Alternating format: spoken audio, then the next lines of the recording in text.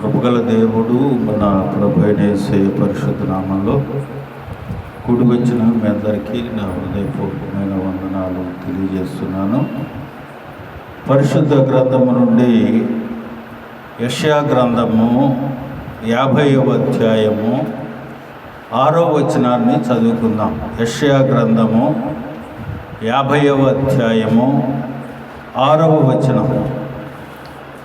కొట్టువానికి నా వీపును అప్పగించి తిని, వెంట్రుకలు పెరికివేయి వానికి నా చెంపలను అప్పగించి తిని, ఉమ్మివేయి వానికి అవమానపరచువానికి నా ముఖమును దాచుకొనలేదు. ప్రార్థన చేసుకుందాం. ప్రభువానికి వందనాలు. ఈ దినం మీరు మాకు అనుగ్రహించిన ఈ లేఖనాన్ని బట్టి నీకు స్తోత్రాలు నాయన. ఈ లేఖనము ధ్యానం చేసి నీ బిడ్డలకు వివరించే జ్ఞానము నాకు లేదు. మీ సిలువు చాటు నన్ను మరుగుపరిచి నీ మాటలు మాకు వినిపించి మమ్మల్ని బలపరిచి నీ లేఖనానుసారంగా జీవించే కృపను మాకు అనుగ్రహించి మహిమ పొందమని మా ప్రభు అయిన యేసయ్య పరిశుద్ధ నామంలో అడిగి వేడుకొనుచు ప్రార్థిస్తున్నాను మా పరమ తండ్రి, ఆమేన్.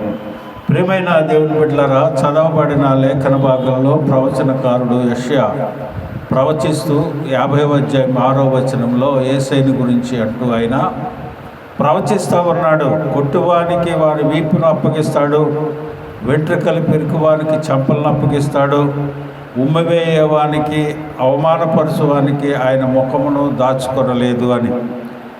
ఆ ప్రవచనాన్ని నెరవేర్పుగా మత్తయి సువార్త 26వ అధ్యాయము 67, 68 వచనాలలో ఆ ప్రవచన నెరవేర్పు అక్కడ జరుగుతూ ఉంది. కొన్ని వందల సంవత్సరాల క్రితం యెషయా ద్వారా ప్రవచించిన ప్రవచనం యేసుక్రీస్తులో నెరవేరుస్తూ మత్తయి సువార్త 26, 67, 68 వచనాలలో అది నెరవేరుస్తున్నట్టుగా మనం చూస్తున్నాం. అప్పుడు వారు ఆయన ముఖం మీద ఉమ్మివేసి ఆయనను గుద్దిరి, కొందరు ఆయనను అరచేతులతో కొట్టి, క్రీస్తు నిన్ను కొట్టిన వాడెవడో ప్రవచించమని చెప్పారు. ప్రియమైన దేవుని బిడ్డలారా, క్రీస్తు వారు భూలోకానికి రాకముందే ప్రవచనకారుడు ప్రవచించారు. ఆయన అవమానపరచబడతాడు, నిందించబడతాడు, నేరం మోపబడతాడు, ఆయనను గుద్దుతారు. అన్నీ పోసగుచ్చినట్లు ఆయన రాకముందే ప్రవచనం ద్వారా దేవుడు బయలుపరిచాడు. ప్రియమైన దేవుని బిడ్డలారా, ఆయన నీ కోసం, నా కోసం, మన అందరి కోసం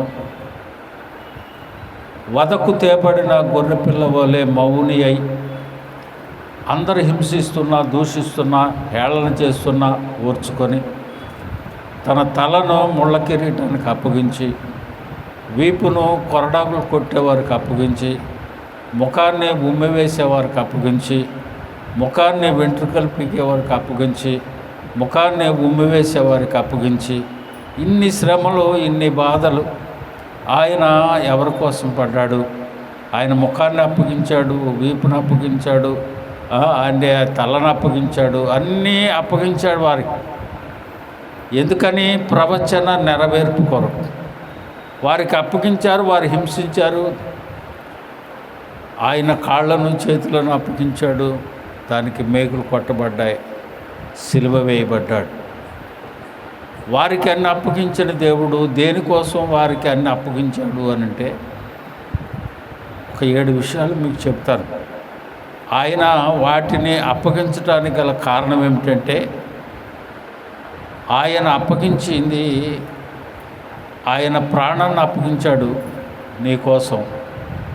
ఆయన ఆత్మని నీకు అనుగ్రహించాడు. ఆయన ప్రాణాన్ని అప్పగించి నీకు నిత్య జీవాన్ని ఇచ్చాడు, నీకు ఆత్మను అప్పగించాడు, వాక్యాన్ని ఇచ్చాడు, శాంతినిచ్చాడు, మాదిరినిచ్చాడు, మహిమను నీకు అనుగ్రహించడానికి ఆయన వారికి వాటిని అప్పగించవలసి వచ్చింది.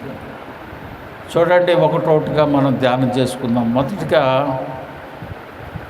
ఆయన మనకేం అర్పించాడు? ప్రాణాన్ని అర్పించాడు. చూడండి, యెషయా గ్రంథము యోహాను సువార్త 10వ అధ్యాయము 11వ వచనాన్ని చదువుకుందాం. యోహాను సువార్త 10వ అధ్యాయము 11. యోహాను సువార్త 10వ అధ్యాయము 11వ వచనం. నేను గొర్రెలకు మంచి కాపరిని, మంచి కాపరి గొర్రెల కొరకు తన ప్రాణమును పెట్టాడు. హల్లెలూయా చెప్పండి, హల్లెలూయా.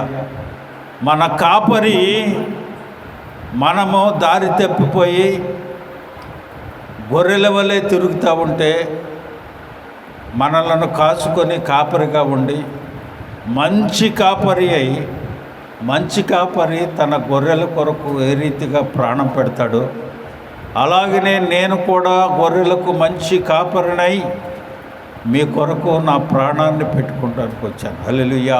ప్రియమైన దేవుని బిడ్డలారా, వారికేమో తలను అప్పగించాడు ముళ్ళ కిరీటం కోసం, ముఖాన్ని అప్పగించాడు ఉమ్మి వేయటం కోసం, వెంట్రుకలు పెరికి వేయటం కోసం, వీపును అప్పగించాడు కొరడాలతో కొడుతున్నారు, తన్నుతున్నారు, గుద్దుతున్నారు. వాటిని అన్నిటిని అప్పగించాడు మీకోసం, మన కోసం. ఆఖరికి ఆయన ప్రాణాన్ని కూడా మనకిచ్చాడు. హల్లెలూయా.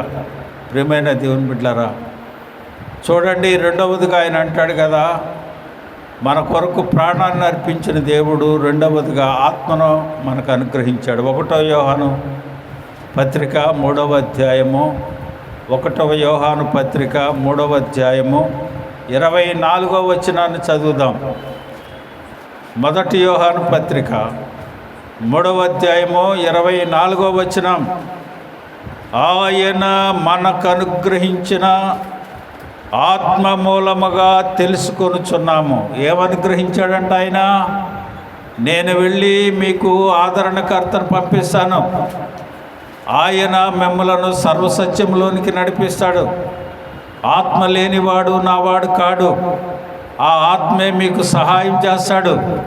ఆ ఆత్మే మీరు ఎలాగూ ప్రార్థన చేయాలో మీకు తెలియదు కనుక చెప్పశక్యము కాని మూలుగులతో, ఉచ్చరింపశక్యము కాని మూలుగులతో మీ పక్షంగా ఆ ఆత్మ ప్రార్థన చేస్తాడని చెప్తాడు. హల్లెలూయా. ప్రియమైన దేవుని బిడ్డలారా, తన ప్రాణాన్ని అర్పించాడు, మీకు ఆత్మను అనుగ్రహించాడు మన కోసం. ఆ ఆత్మే మనలను సర్వసత్యములోనికి నడిపిస్తుంది.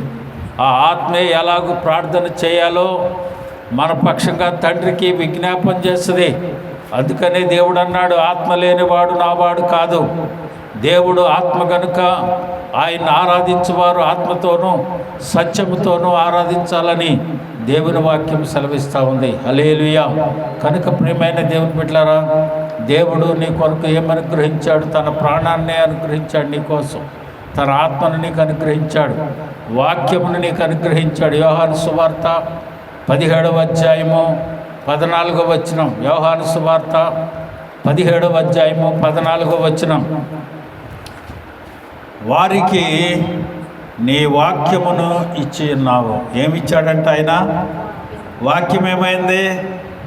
ఆత్మే దేవుడై ఉన్నాడు, వాక్యమే దేవుడై ఉన్నాడు. ఆ వాక్యమే ఆది యందు వాక్యం ఉండెను, వాక్యము దేవుని యొద్ద ఉండెను, ఆ వాక్యమే దేవుడై ఉండెను. ఆ వాక్యమే కృపా సత్య సంపూర్ణుడుగా మన మధ్యకు నినిపించారు. ఆ వాక్యమే కృపా సత్య సంపూర్ణుడుగా మన మధ్య నివసించారు. ఆ వాక్యమే నిన్ను సర్వసత్యంలోనికి నడిపించేది. నీ వాక్యము నా పాదములకు దీపం, నా త్రోవలకు వెలుగు. నీ వాక్యము నా జిహ్వకు ఎంతో బలం, అది మధురం. తేనె కంటేనో జుంటి తేనె ధారలకంతో అది ఎంతో మధురంగా ఉన్నాడు. అలాంటి వాక్యాన్ని దేవుడు నీకు అనుగ్రహించాడు. నేను నీ ఎదుట పాపం చేయకుండా నిమిత్తము నా హృదయంలో నీ వాక్యము ఉంచుకుందును అంటాడు. హల్లెలూయా. మనం పాపం చేయకుండా ఉండాలంటే వాక్యం కావాలి, సర్వసత్యంలోనికి నడవాలంటే ఆత్మ కావాలి. దేవుడు మన కొరకు అర్పించిన ఆ ప్రాణాత్మ దేహ శరీరంలో మనము నిందారహితంగా ఆయన రాకడ కొరకు సిద్ధపరుచుకుని ఉండాలి. ప్రియమైన దేవుని బిడ్డలారా, ఈ రాత్రికాల సమయం ప్రభువు నీ కొరకు ఏమనుగ్రహించాడో చూసారండి. తన ప్రాణాన్ని సౌతం పెట్టాడు. ఆయన ఆత్మను నీకు అనుగ్రహించి నీవు ఎలాగ ప్రార్థన చేయాలో తెలియదు. ఆయన ఆత్మ కనుక ఆత్మతో సత్యంతో ఆరాధించాలి కనుక, ఆయన ప్రార్థన చేయాలి కనుక ఆత్మే తానే మన పక్షంగా విజ్ఞాపన చేస్తూ ఉన్నాడు. ఆ ఆత్మే మనలను సర్వసత్యంలోనికి నడిపిస్తాడు. దేవుడు మనకు వాక్యాన్ని ఇచ్చాడు. ఆ వాక్యమే దేవుడై ఉన్నాడు. ఆ వాక్యమే ఈరోజు పరిశుద్ధ గ్రంథంగా నువ్వు చేతిలో పట్టుకుని తిరిగేది. అది చాలామంది మనం ఏం చేస్తుంటాం? బైబిల్ మాత్రం తెచ్చుకుంటాం, బైబిల్ని చదవం, దేవునితో మాట్లాడం, దేవునితో ఆయనతో సంభాషించం. వాక్యం చదువుకుంటే దేవుడు మనతో మాట్లాడతాడు, ప్రార్థన చేసుకుంటే మనం దేవునితో మాట్లాడుతూ ఉంటాం. వీటిని అనుసరించి నడవకుండా ఈ బైబిల్ ఆరాధనకు వచ్చేటప్పుడు సంకలో పెట్టుకుంటాం, తర్వాత తీసుకెళ్ళి ఏ సూర్యులోనో ఏ అలమరలోనో పెట్టుకుంటాం. మనకి ఎప్పుడు ఇది గుర్తొస్తుందంటే, మనకి ఏదైనా పీడకలు వచ్చినప్పుడు, ఏదైనా అడిగిళ్ళు వచ్చినప్పుడు, ఏదైనా భయం మనకు కలిగినప్పుడు, మన పక్కింటోడు ఎవడన్నా చచ్చిపోయినప్పుడు, మన బంధువులు ఎవరైనా ఉన్నప్పుడు మనం కూడా చచ్చిపోతామేమో మన భయం వేసి దాన్ని తల కింద పెట్టుకొని, లేదా హాస్పిటల్కి వెళ్ళినప్పుడు బైబిల్ వెంట పెట్టుకొని వెళ్ళి ఆ మంచం దగ్గర పెట్టుకోవడానికి పనికి వస్తుంది. కానీ దేవుడు అంటున్నాడు, నేను వాక్యమై ఉన్నా, నీవు నీ హృదయంలో నన్ను పెట్టుకొని నీకు తోడుంటా. నేను ఆత్మను, నీ ఆత్మ నీకు ప్రార్థన చేయాలంటే అలా తెలియదు కనుక నువ్వు ఆత్మను కానీ పొందుకొని ఉంటే నిత్యము దేవుడు నీతో ఉంటాడు. నువ్వు నడుస్తున్న వాక్యం ధ్యానం చేసుకోవచ్చు, పడుకున్న వాక్యం ధ్యానం చేసుకోవచ్చు, ప్రయాణంలో వాక్య ధ్యానం చేసుకోవచ్చు, పనిలో వాక్య ధ్యానం చేసుకోవచ్చు, ఏ అంటులు తోముకున్న ధ్యానం చేసుకోవచ్చు. అయ్యా ఈ చెత్త ఈ చెదారం నాలోంచి తీసేయని వాక్యం తుడుచుకునేటప్పుడు వాక్యం తీసుకోవచ్చు. దాన్ని సంబోధించుకొని నీ హృదయాన్ని శుద్ధీకరించుకోవటానికి దేవుడు నీకు వాక్యాన్ని అనుగ్రహించాడు. హల్లెలూయా. ప్రియమైన దేవుని బిడ్డలారా, ఈ రాత్రికాల సమయం దేవుని వాక్యాన్ని వింటున్నావు, ఏ రీతిగా ఉన్నావు, ప్రభు నీ కొరకు ఏమనుగ్రహించాడు. తర్వాత చూడండి, యోహాను సువార్త 14వ అధ్యాయము 27వ వచనం. యోహాను సువార్త 14వ అధ్యాయము 27వ వచనం. శాంతిని మీకు అనుగ్రహించి వెళుచున్నాను, నా శాంతినే మీకు అనుగ్రహించి వెళుచున్నాను, లోకమిచ్చినట్లుగా నేను మీకు అనుగ్రహించట్లేదు. మీ హృదయములను కలవరపడనీయకుడి, వెరవనీయకుడి. హల్లెలూయా చెప్పండి. హల్లెలూయా. ప్రభు మనకేమిచ్చాడండి? ఆయన ప్రాణాన్ని ఇచ్చాడండి. ఏమిచ్చాడండి? ఆయన ఆత్మనిచ్చాడండి. మనకేమిచ్చాడండి? ఆయన వాక్యం ఇచ్చాడండి. మనకేమిచ్చాడండి? ఆయన శాంతిని నీకు అనుగ్రహించి వెళుతున్నా, నా శాంతినే మీకు అనుగ్రహిస్తున్నా. ఒకవేళ సమాధానము కలగిలకు లేకుండా కలవరములో నీవు ఉంటే శాంతపరచడానికి నేను నీకు తోడుగా ఉన్నాను. కలవరపడతా ఉన్నారు, యేసయ్యని సిలువేశారు, ఈయనే మరణించేశాడు, సమాధిలో పెట్టేశాడు. శిష్యులందరూ కలిసి గదిలో కూర్చొని కలవరపడిపోతున్నారు. కలవరపడిపోతుంటే యేసయ్య తలుపులు వేసినట్టే ఉన్నాయి. వారి మధ్యకు వెళ్ళి ఆయన అన్నాడు, మీకు సమాధానము కలుగునుగాక, అంటే మీకు శాంతిని కలుగునుగాక, మీకు శాంతి కలుగునుగాక అన్నాడు. ప్రియమైన దేవుని బిడ్డలారా, శాంతి సమాధానాలు లేకుండా నువ్వు జీవించినట్లయితే ప్రభు నీ కోసమే, నీ సమాధానం ఇవ్వటం కోసమే, నీకు శాంతిని అనుగ్రహించటం కోసమే ఆయన ఇంతటి త్యాగం చేయవచ్చింది. ఆయన అన్ని వారికి అప్పగించవలసి వచ్చింది. నీ కోసమే, నిన్ను బలపరచడం కోసం, నీకు సమాధానం ఇవ్వటం కోసం, నీకు శాంతిని అనుగ్రహించడం కోసమే. ప్రియమైన దేవుని బిడ్డలారా, ఈ రాత్రి ప్రభువు మనతో మాట్లాడుతున్న మాట, శాంతిని నీకు అనుగ్రహిస్తున్నాను, నువ్వు భయపడబాకు. ఆ శాంతిని పొందుకోవటానికే ఈ ఆరాధనలన్నీ, ఆ శాంతిని కలిగి ఉండటం కోసమే ఈ ఆరాధనలన్నీ, ఆ శాంతిని కలగటం కోసమే ఈ ఆరాధనలు, వాక్యాన్ని పొందుకోవటం కోసమే ఈ ఆరాధనలు, ఆత్మను పొందుకోవటం కోసమే ఈ ఆరాధనలు, ఆయన చేసిన ప్రాణత్యాగం నిన్ను బలపరచడం కోసమే. హల్లెలూయా. కనుక ప్రియమైన దేవుని బిడ్డలారా, ఈ రాత్రి దేవుడు మనతో స్పష్టంగా మాట్లాడుతున్నాడు. దీనికోసమేనయ్యా ఇంత బాధపడాల్సి వచ్చింది. సర్వ సృష్టిని ఒక్క మాటతో సృష్టించా. కలుగునుగాక అంటే సమస్తం కలిగినాయి. కలుగునుగా అంటే సూర్యచంద్రులు కలిగారు. కలుగునుగా అంటే భూమి, అందులోని సమస్తం కలిగినాయి. ఒక్క మాట నేనంటే వీళ్ళందరూ ఎంత నాకు చెప్పండి? ఒక్క మాట అనగలదు. కానీ నీ కోసం, నా కోసం, మన కోసం, మనకు శాంతిని ఇవ్వటం కోసం, మనకు సమాధానం ఇవ్వటం కోసం, మనం తన ఆత్మను పొందుకోవటం కోసం, ఆయన వాక్యము మన హృదయాల్లో ఉంచుకోవడం కోసం ఆయన ఇంత ప్రాణత్యాగం చేయవలసి వచ్చింది. తర్వాత చూడండి, యోహాను సువార్త 13వ అధ్యాయము 15వ వచనం. యోహాను సువార్త 13వ అధ్యాయము 15వ వచనం. నేను మీకు చేసిన ప్రకారము మీరును చేయవలనని మీకు ఏం చేశాడు? ఆయన మాదిరిగా ఇలాగూ చేసింది. హల్లెలూయా చెప్పండి.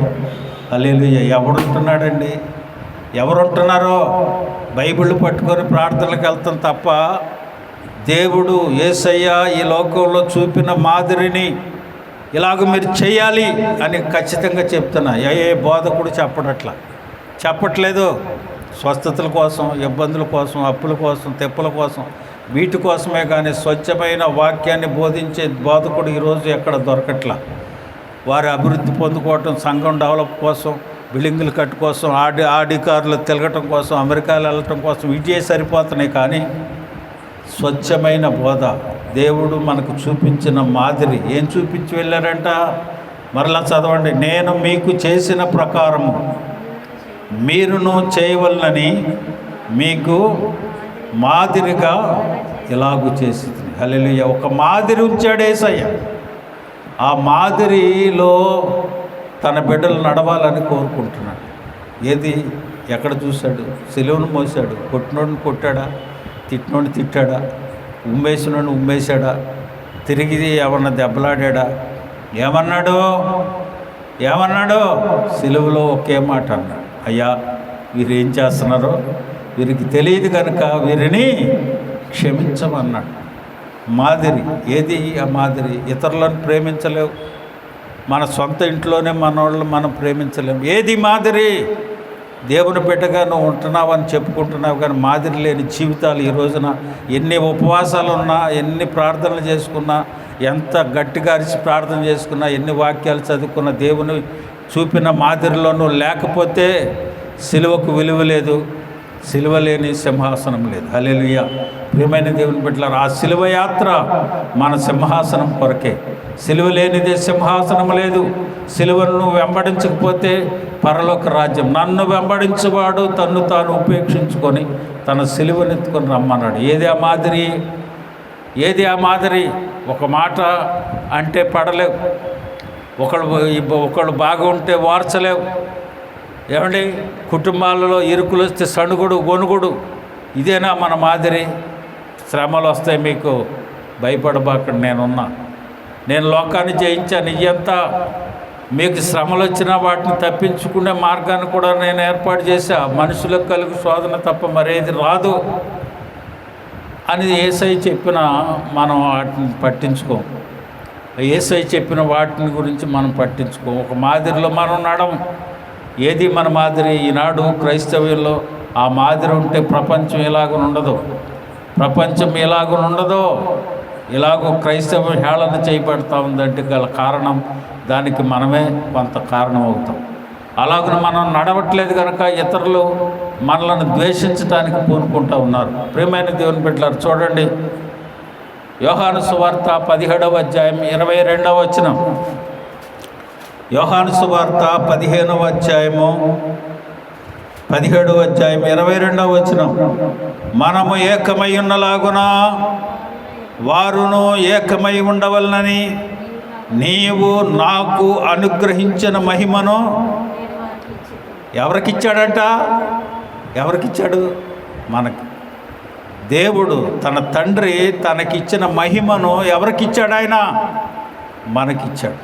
ప్రియమైన దేవుని బిడ్డలారా, ఎంత ఘనత దేవుడు మనకు అనుగ్రహించాడండి. ఆయన పొందిన మహిమను మనకు అనుగ్రహించాడు. ఏమిచ్చాడు నీకు అని అనుకుంటున్నావేమో,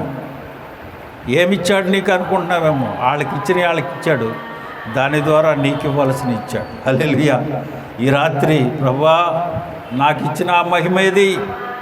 నేను పొందుకున్నానే అనుకుంటున్నాను, కానీ ఆ మహిమలో నేను నడవలేకపోతున్నాను. నీవు ఇచ్చిన మహిమను నేను పొందుకున్నాను అనుకుంటున్నాను, కానీ అందులో నేను నిలబడలేకపోతున్నాను. ప్రియమైన దేవుని బిడ్డలారా, ఈ రాత్రి ప్రభు సన్నిధిలో నువ్వు ప్రార్థించవలసిన విధం ఈ రీతిగా ప్రభు మనకు అన్ని అనుగ్రహించాడు. చివరిగా ఏమనుగ్రహించాడు చూడండి. యోహాను సువార్త 3వ అధ్యాయము 15వ వచనం. 3:15 యోహాను సువార్త 3:15. అలాగే విశ్వసించు ప్రతివాడు నశింపక ఆయన ద్వారా నిత్య జీవము పొందినట్లు మనుష్య కుమారుడు ఎత్తబడవలెను. హల్లెలూయా చెప్పండి. హల్లెలూయా. ఆయన ఎత్తబడి నీకు నిత్య జీవం ఇవ్వటానికి కోసం ఆయన ఎత్తబడతాడు. ప్రియమైన దేవుని బిడ్డలారా, ఈ రాత్రి ఒక్కసారి ఆయన్ని తలంచుకొని, ప్రభా ఇన్నిచ్చావా నాకు తెలియదే, ఇన్నిచ్చావా, అందులో ఉన్న ఆశీర్వాదాలు ఇన్నా. చూడండి ఏమి ఇచ్చాడు. మొదటగా తన ప్రాణాన్ని అర్పించాడు నీ కోసం. రెండవది ఆత్మను అనుగ్రహించాడు నీకు. మూడవది వాక్యాన్ని ఇచ్చాడు. నాలుగవది ఆయన శాంతినిచ్చాడు. ఐదవది ఆయన మాదిరినిచ్చాడు. ఆరవది ఆయన మహిమను అనుగ్రహించాడు. ఏడవది నిత్య జీవం ఇచ్చాడు. హల్లెలూయా. ఎన్నిటికీ మూలం అదే, నిత్య జీవం పొందటానికి.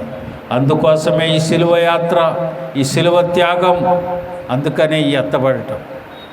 ఇన్ని దినాలు దేవుని సన్నిధిలో మనం ధ్యానం చేసుకోవటానికి గల కారణం నిత్య జీవం కోసం. ఆయన చూపిన మాదిరిలో నడుస్తూ, ఆయన ఇచ్చిన మహిమలో నడుస్తూ, ఆయన వాక్యంలో నడుస్తూ, ఆయన ఆత్మలో నడుస్తూ, ఆయన ఇచ్చిన శాంతిలో ఉంటూ, ప్రియమైన దేవుని బిడ్డలారా, ఆయన ప్రాణత్యాగం గుర్తు తెచ్చుకొని ప్రభువు ఇచ్చే నిత్య జీవం మనం పొందుదాం గాక. అందరూ తల్ల వంచండి, కళ్ళు మూసుకోనండి, ప్రార్థన చేసుకుందాం. అందరూ తల్ల వంచండి.